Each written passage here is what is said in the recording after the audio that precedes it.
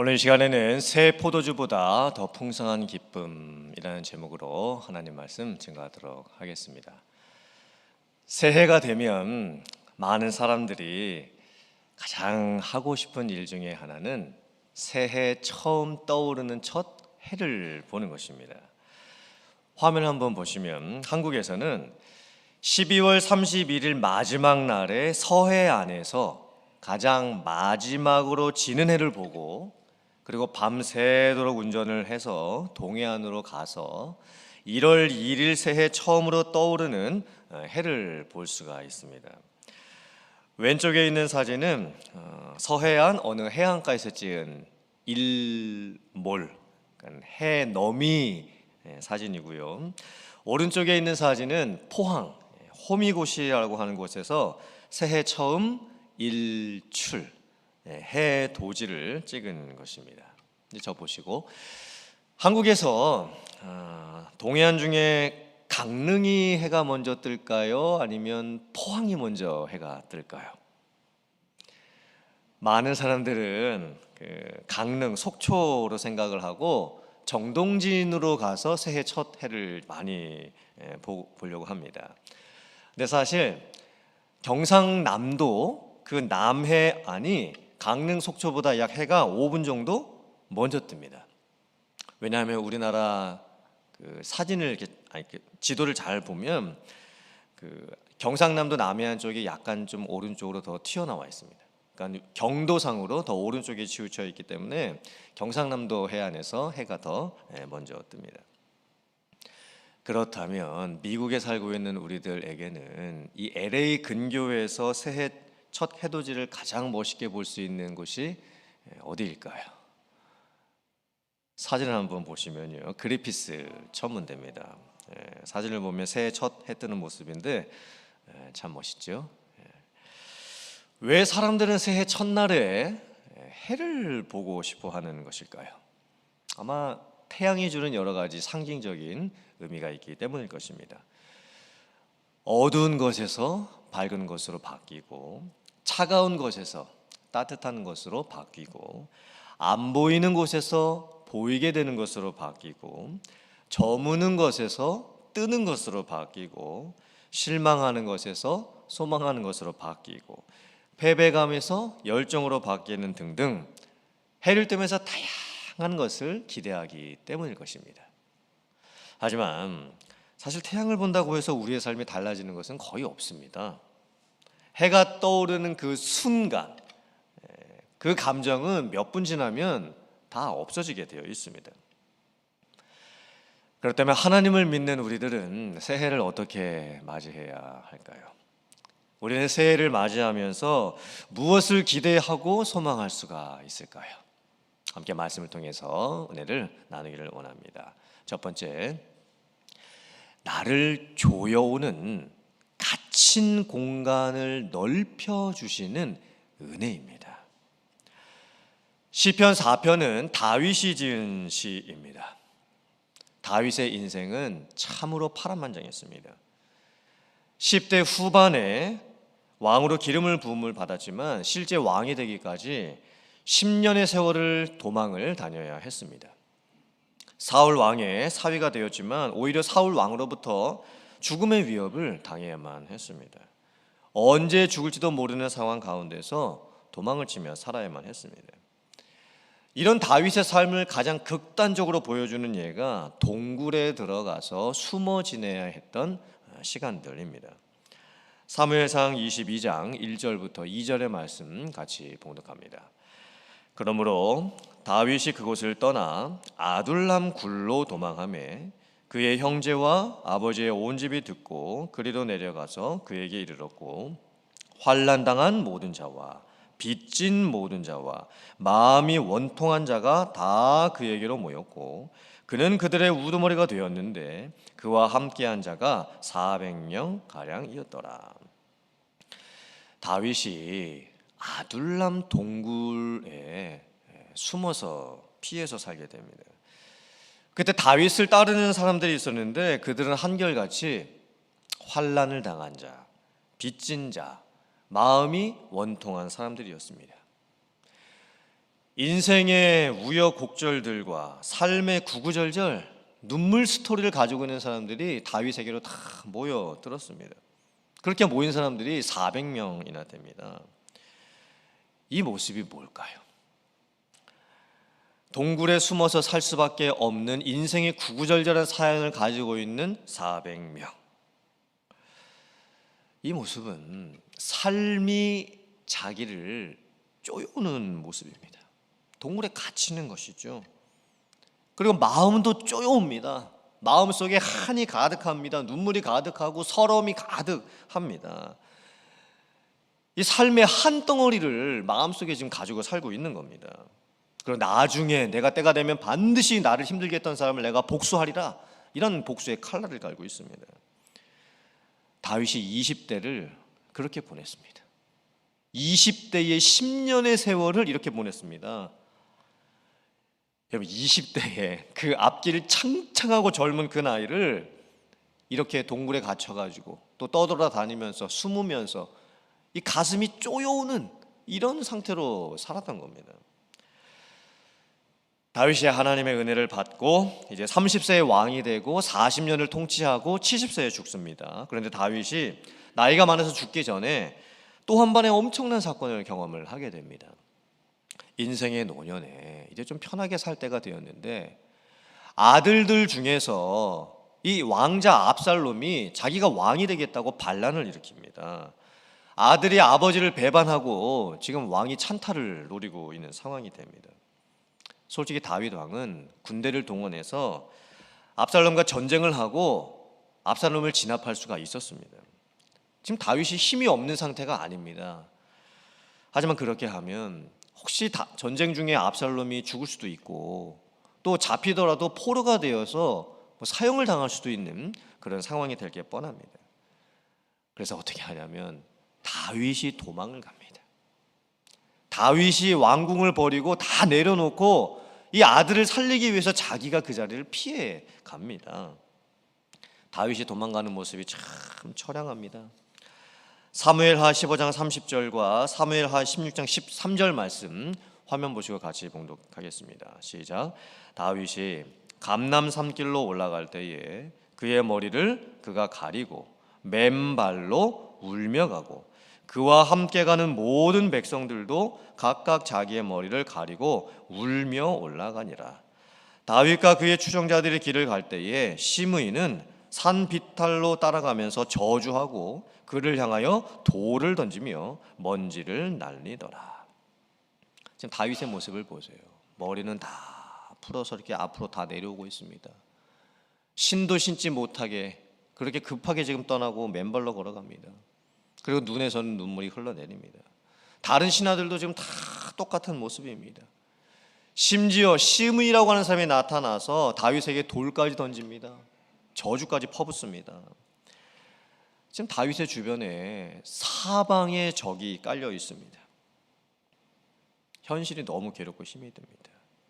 이런 상황에서 다윗이 시편 4편을 지었습니다. 시편 4편은 비탄시이죠. 너무 괴롭고 힘든 상황에서 눈물 나오고 처량하고 탄식이 나오는 이런 상황에서 시편 4편을 지은 겁니다. 다윗이 기도를 시작하지요. 내 의의 하나님이여. 왜 처음 기도 시작하면서 하나님을 부를 때 사랑과 은혜가 풍성하신 하나님, 좋으신 하나님 이렇게 부르지 못하고 내 의의 하나님 이렇게 부를까요? 지금 다윗은 자기의 상황이 도무지 이해가 되지가 않습니다. 이제 나이가 좀 들고 좀 편하게 살 때가 되었고 이제 은퇴할 나이가 얼마 남지 않았는데 지금 아들이 자기가 왕이 되겠다고 반란을 일으켰습니다. 자기는 도망을 가는 상황이고 주변의 적들이 지금 진을 치고 있는 상황입니다. 다윗이 그때 의의 하나님을 찾습니다. 공의의 하나님. 이 세상에 불의가 가득한데 참 도무지 이해되지 않는 일들이 너무나 많이 제 주변에 생깁니다. 그런데 하나님은 의로우시니 이 모든 것을 그 공의대로 해결해 주실 줄 믿습니다. 이렇게 지금 기도를 시작을 합니다. 다윗이 또 고백을 합니다. 하나님께서 곤란 중에 나를 너그럽게 하셨사오니. 이 의미가 뭘까요? 나를 너그럽게 해주셨다. 곤란은 히브리어로 차르인데 좁은 공간, 좁은 골짜기, 좁은 해협, 이런 뜻을 가지고 있습니다. 너그럽게 하셨다라는 뜻은 히브리어로 히르하베타인데 넓게 펼치다, 넓게 만들어주다, 이런 뜻을 가지고 있습니다. 지금 다윗의 상황은 계속 무엇인가 쪼여오고 있는 상황입니다. 지금 계속 갇히고 있는 상황입니다.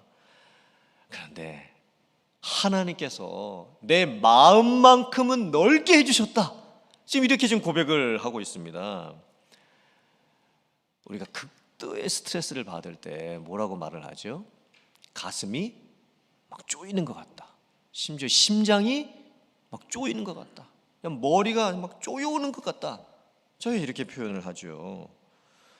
실제로 어떤 사람은 좁은 공간 안에 갇혔을 때 폐소 공포증을 느끼는 사람들도 있습니다.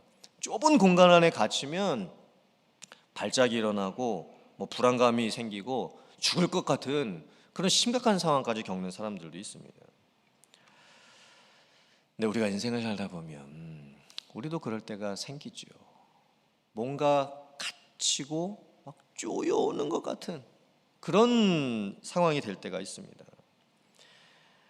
그런데 그때 하나님께서 우리의 마음을 넓혀 주시는 거예요.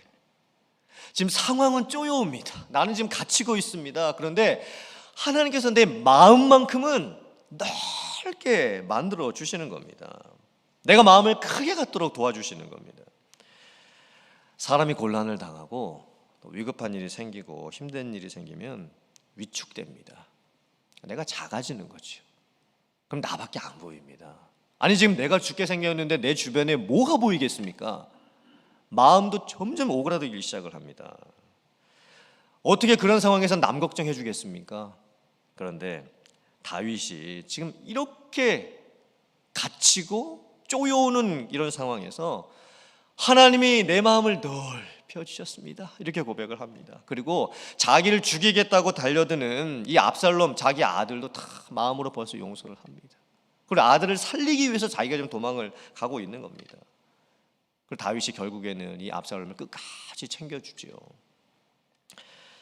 하지만 다윗을 대적하고 있는 사람들의 모습을 보시길 바랍니다. 다윗의 대적자들은 어둠 가운데 있습니다. 죄 가운데 있습니다. 불의 가운데 있습니다. 하나님의 법을 불순종하고 있습니다. 지금 다른 사람들을 힘들게 하고 있습니다.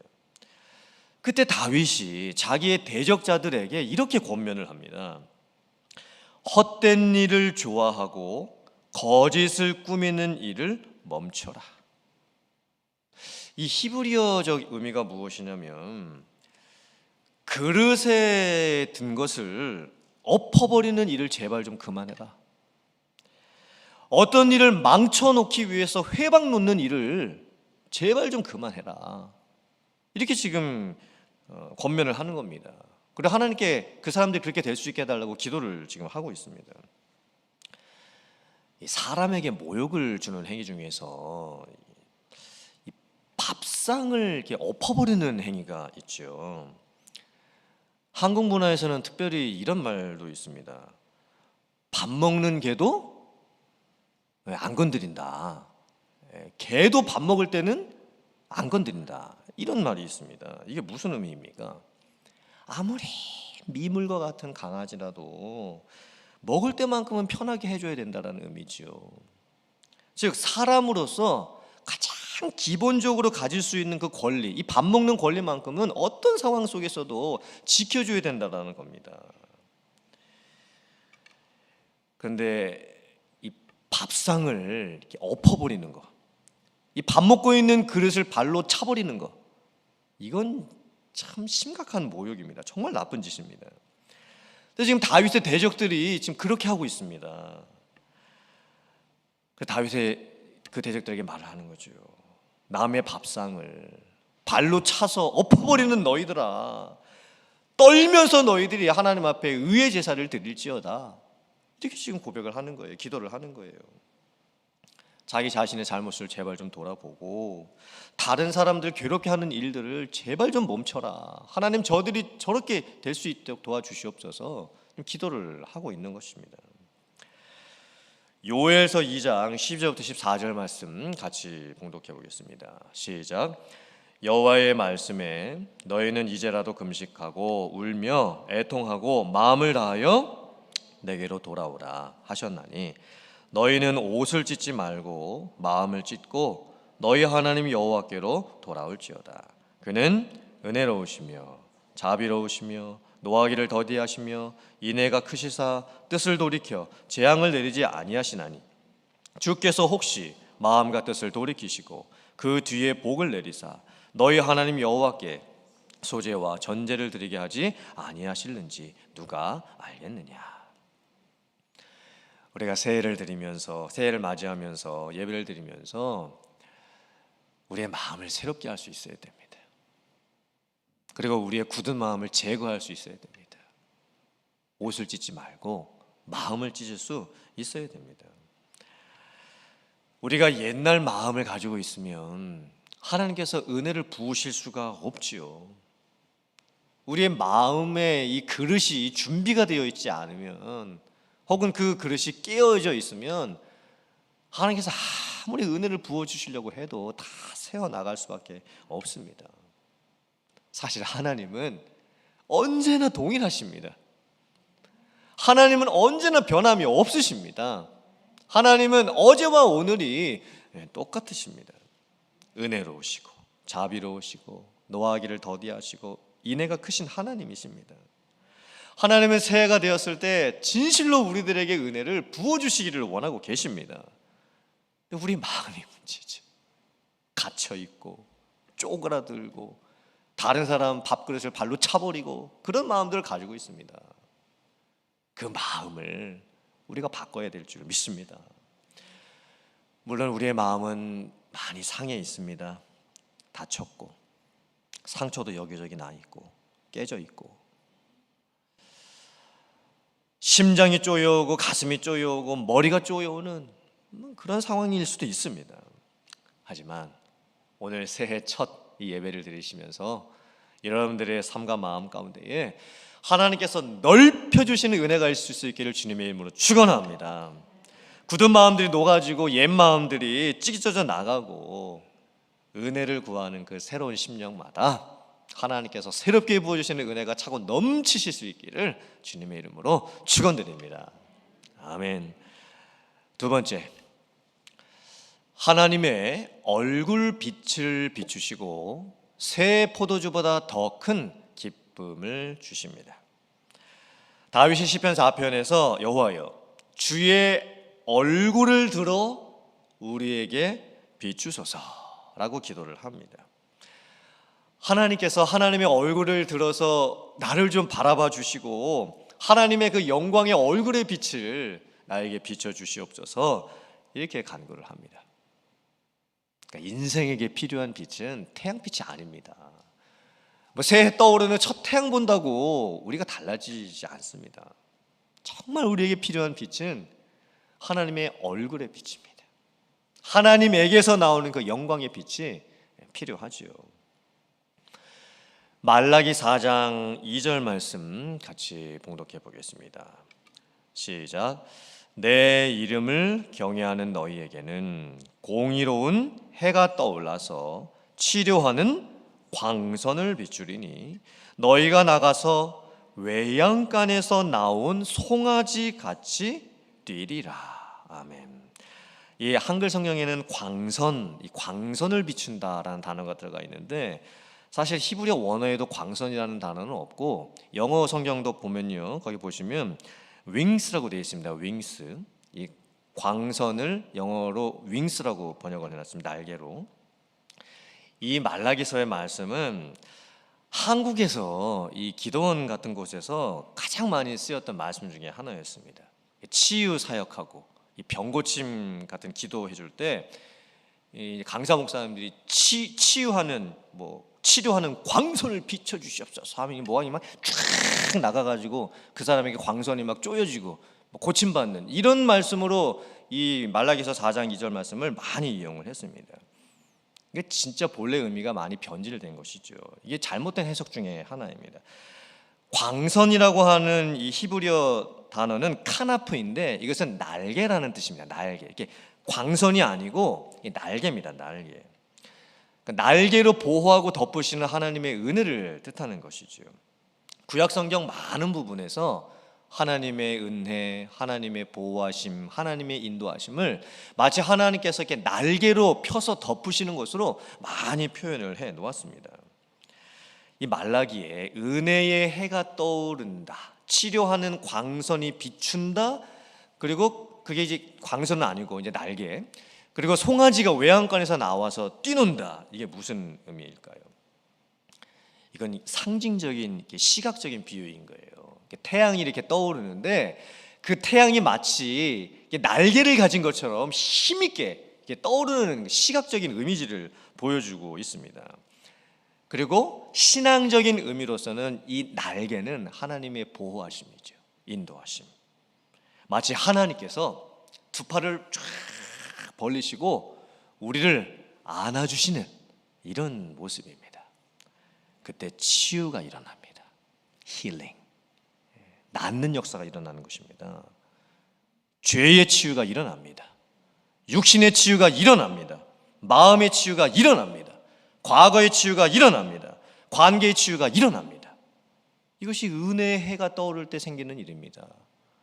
하나님의 얼굴빛을 우리에게 비추실 때 일어나는 일입니다. 그리고 그 모습이 마치 송아지가 외양간에서 나와서 뛰노는 그런 모습이 됩니다.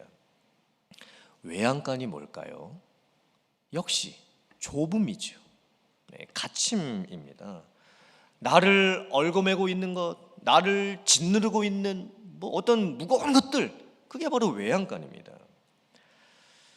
그런데 어미소는, 이 늙은 소는 외양간에 오래 갇혀 있었기 때문에 당연히 외양간에서 살아야 되는 것으로 그냥 알고 삽니다. 그런데 갓 태어난 송아지는 그렇지가 않죠. 송아지는 다르죠. 이 외양간에 갇혀 있는 게 너무 답답합니다. 바깥 세계도 너무 궁금합니다. 송아지가 외양간에서 나와서 뛰노는 모습을 한번 생각을 해보세요. 이게 얼마나 내추럴하고 자연스러운 모습입니까? 갇힘에서 해방되어서 나와서 태어난 지 얼마 되지 않은 그 어린 송아지가 바깥에서 막 뛰어 돌아다닙니다. 코끼리 말뚝 이론이라는 것을 혹시 아십니까? 코끼리를 길들이는 방법이 있습니다. 화면 한번 보시면 그 왼쪽에 보시면 이제 코끼리 다리에 저렇게 쇠사슬을 묶어놨죠. 그리고 오른쪽에 있는 사진 보시면 코끼리가 이제 아기였을 때 큰 말뚝에다가, 그러니까 자기 몸보다 좀 더 큰 그런 말뚝에다가 끈을 메어 놓습니다. 이 아기 코끼리는 저 말뚝을 뽑아버릴 수 있는 힘이 없지요. 그래서 제한된 공간만을 돌아다닙니다. 그런데 나중에 코끼리가 다 컸을 때 작은 말뚝에다가 저렇게 다리에다가 줄만 메어 놓습니다. 그런데 저렇게 다 자란 코끼리가 그 말뚝 주변만을 돌아다닙니다. 코끼리가 충분히 저 작은 말뚝을 뽑아 버릴 수가 있습니다. 그런데 저 큰 코끼리, 어른 코끼리가 공간 안에 갇히는 거예요. 공간. 저 작은 말뚝과 줄이 만들어 놓은 그 공간을 벗어나려고 하지를 않습니다. 벗어날 수 없다라고 생각을 하고 있는 겁니다. 지금 여러분들의 모습은 어떠십니까? 지금 내 모습은 어떨까요? 지금 은혜의 태양이 떠오르고 하나님의 얼굴빛을 우리에게 비춰주시고 그래서 외양간에서 나온 송아지처럼 지금 기뻐하면서 뛰놀고 계십니까? 아니면 말뚝이라는 한계에 갇혀서 아무것도 시도도 해보지도 못하고 있는 그 어른 코끼리와 같은 모습이십니까? 이제 화요일부터 특세가 시작이 되죠. 은혜의 해가 매일 새벽마다 떠오르게 될 줄 믿습니다. 매일마다 은혜의 해가 떠오르게 될 것입니다. 그런데 내가 나이가 젊든 내가 나이가 많든 아무 기대도 없고 마음도 없고 피곤하겠다 이렇게 생각만 든다면 말뚝에 묶여있는 코끼리랑 똑같은 겁니다. 하지만 내가 나이가 젊든 내가 나이가 많든 어렵겠지만 피곤하겠지만 은혜를 사모하고 그 은혜의 해가 떠오르고 그 은혜의 해가 나에게 비춰주게 될 것을 기대하고 소망한다면 우리에게는 분명히 반드시 외양간에서 나온 송아지처럼 기뻐하게 되는 그런 충만함이 있게 될 줄 믿습니다. 사무엘하 23장 3절부터 4절 말씀 같이 봉독합니다. 시작. 이스라엘의 하나님이 말씀하시며 이스라엘의 반석이 내게 이르시기를 사람을 공의로 다스리는 자 하나님을 경외함으로 다스리는 자여 그는 돋는 해의 아침 빛 같고 구름 없는 아침 같고 비 내린 후에 광선으로 땅에서 우미 돋는 새풀 같으리라 하시도다. 아멘. 여기에 나오는 광선은 진짜 광선입니다. 히브리어로 노가흐라고 하는데 빛, 빛남, 밝음이라는 뜻을 가지고 있습니다. 하나님의 은혜는 어떻습니까? 돋는 아침 빛 같고 구름이 없을 때의 아침 같고 아침 빛 같고 그리고 비가 내린 후에 그 어둠을 뚫고 구름을 뚫고 햇빛이 쫙 비추는데 그때 땅에서 새싹이 그 빛을 받으면서 돋아나는 겁니다. 그게 하나님의 은혜입니다. 죄를 짓고 또 여러 가지 잘못된 습관 가운데 사는 우리들에게 이런 은혜의 빛이 필요하죠. 사람이 태양 바라본다고 새해 첫 해에 뜨는 태양 바라본다고 바뀌겠습니까? 감정은 조금 바뀔 수 있겠죠. 그 태양빛이 우리를 새롭게 해주지 못합니다. 하나님께서 비춰주시는 그 빛이 필요합니다. 은혜의 빛이 필요합니다. 그때 사람이 분명히 비로소 바뀔 수가 있습니다. 그때 비로소 사람에게 새로운 소망이 생기게 되는 것입니다. 오늘 말씀에 다윗이 고백하죠. 저들에게는 새 포도주가 있고 곡식의 풍성함이 있지만 나에게는 저들이 갖고 있는 새 포도주도 없고 곡식의 풍성함도 없지만 나에게는 저들에게 없는 더 큰 기쁨이 있습니다. 이렇게 지금 고백을 하고 있는 거예요. 새 포도주가 뭘까요? 이건 취하는 만족감이죠. 포도주 먹고 몽롱해지고 해롱해롱 되면서 이렇게 취하는 만족감입니다. 하지만 새 포도주를 아무리 먹고 취해도 그게 사람을 진정 만족시켜 줄 수가 없습니다. 영원한 기쁨을 가져다 주지 못하는 겁니다. 예레미야 32장 29절부터 43절의 말씀 같이 봉독하겠습니다. 시작. 내가 그들에게 한 마음과 한 길을 주어 자기들과 자기 후손의 복을 위하여 항상 나를 경외하게 하고 내가 그들에게 복을 주기 위하여 그들을 떠나지 아니하리라 하는 영원한 언약을 그들에게 세우고 나를 경외함을 그들의 마음에 두어 나를 떠나지 않게 하고 내가 기쁨으로 그들에게 복을 주되 분명히 나의 마음과 정성을 다하여 그들을 이 땅에 심으리라. 아멘. 진정한 기쁨이 어디에서 올까요? 진정한 복이 어디에서 오는 걸까요? 하나님을 경외하면서 사는 것입니다. 하나님을 떠나지 않으면서 사는 것입니다. 하나님께서 우리를 심으셨다 그러죠. 너는 여기에서 살아라. 너는 누구와 함께 살아라. 너는 이 일을 하면서 살아라. 하나님이 우리 각 사람 모두를 다 심으셨습니다. 그리고 하나님께서 우리에게 원하시는 모습이 있습니다. 하나님께서 심겨 놓으신 그곳에서 다른 마음을 품지 않고 나를 여기에 심어 놓으신 그 하나님의 뜻을 구하고 어떻게 하면 하나님을 기쁘시게 해드릴 수 있을까 생각을 하면서 하나님을 떠나지 않고 하나님을 경외하면서 그곳에서 사는 것입니다. 그러면 하나님께서 우리에게 주시는 복이 임합니다. 기쁨이 임합니다. 사랑하는 성도님들, 이 세상에서 마시는 새 포도주의 어떤 기쁨보다 하나님께서 주시는 기쁨이 더 큽니다. 이제 2023년 새해가 시작이 되었습니다. 오늘 주신 말씀을 잘 묵상해 보시기를 바랍니다. 갇혀 있는 것 같고 쪼여오는 것 같은 그런 상황 속에서도 하나님께서 넓혀주시는 은혜가 여러분들에게 임하시기를 주님의 이름으로 축원합니다. 하나님께서 얼굴빛을 비춰주시고 그리고 기뻐하고 만족하고 하나님이 심어 놓으신 그곳에서 새 포도주의 풍성할 때보다 더한 그런 기쁨 가운데 살아갈 수 있는 여러분들 다 되실 수 있기를 주님의 이름으로 축원합니다. 아멘.